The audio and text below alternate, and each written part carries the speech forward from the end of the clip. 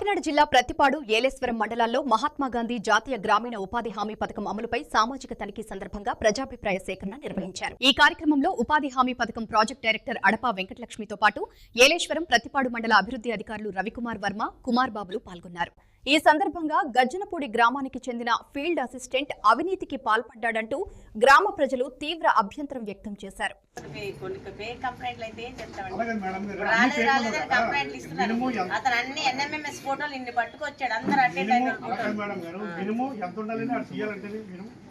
తీయాలా వేయాలా కాదండి, అతని తర్వాత ఎన్ఎంఎంఎస్ ఫోటోలు అన్ని తీసుకొచ్చి